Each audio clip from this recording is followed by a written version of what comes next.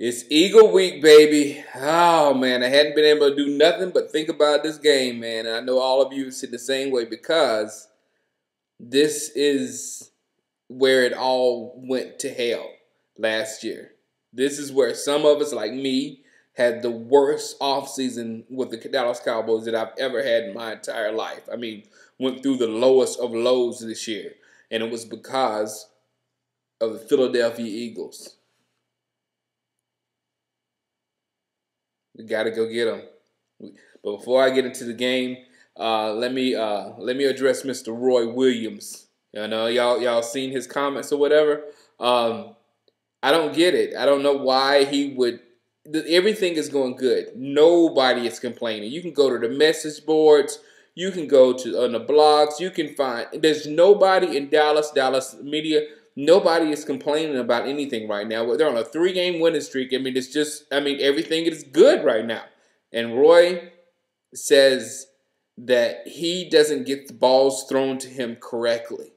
Now, I've been, if you go back and look at my videos, I've been complaining about Roy dropping passes, in every single game, multiple passes in every single game, and few of those passes has hit him straight in the face and on his hands, and he has completely miscalculated the juice he has in Texas to think that he will get people on his side against Tony Romo when Tony Romo has had the best 3 games in a row of his career.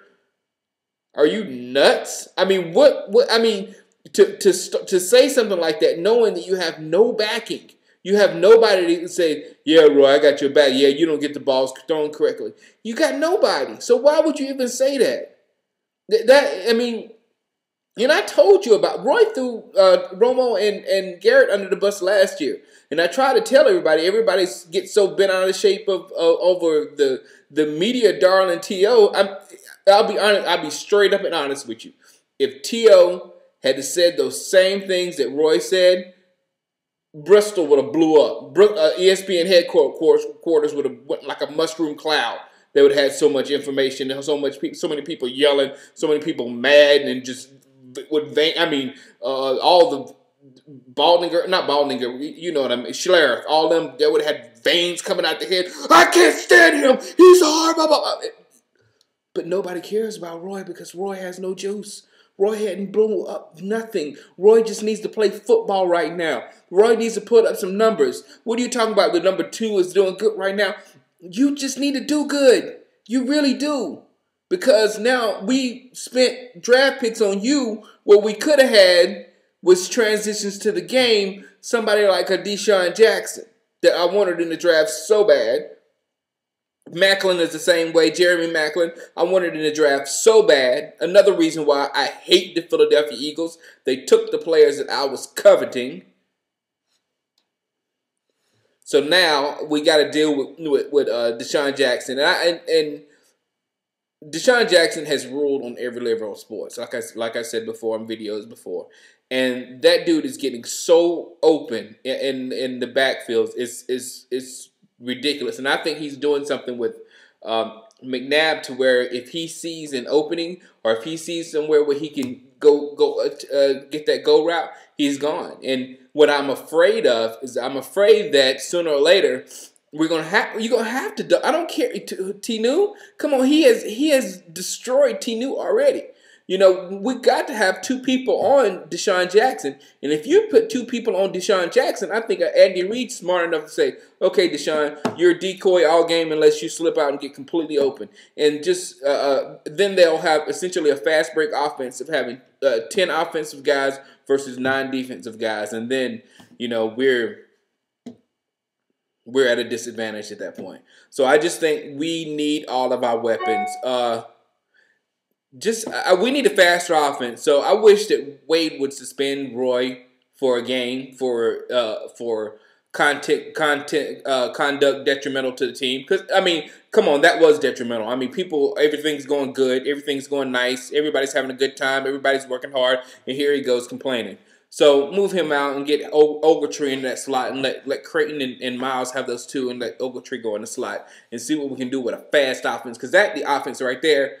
It's fast break. And I'm telling you, Tony Romo will work in a more of a fast break offense. He won't work in that fire to one spot. However, that one pass to Miles, that curl is just like Troy Aikman-ish.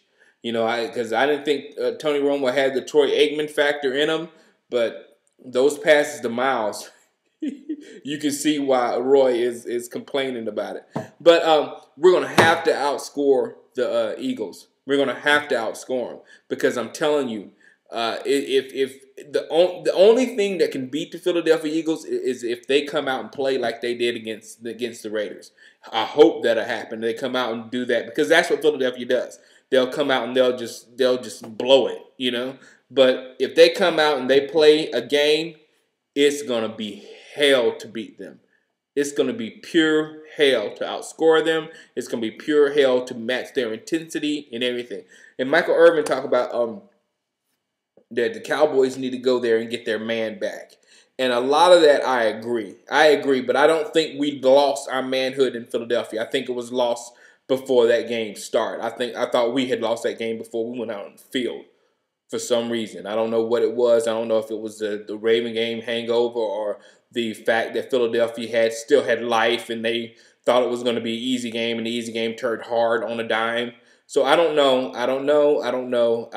But all I know is that those players, the Dallas Cowboys roster now, the majority of them were responsible for one of the worst days in Dallas Cowboys history. One of the worst days that I've ever had as a fan. The only day was worse is some of you remember when the 85 Bears beat the crap out of us and they just like really ripped our heart out and showed us that we were not a good team anymore. That's this game and that team was close to that loss. So this team, the coaches, Jason Garrett, who didn't have the offense prepared, Wade Phillips, who didn't have the team prepared, even a lot of people out there that are so happy with us being 5-2 still do not want those guys set to offense. And it's because of the debacle in Philadelphia. If they can beat Philadelphia, if Wade Phillips and Jason Garrett and them, if they can beat Philadelphia, they can show a lot to a lot of people that don't believe in them anymore. And that's real talk. So, Sunday can't get here quick enough. All right, I made it. This video is long enough, but I'll holler at y'all later in the week. Peace.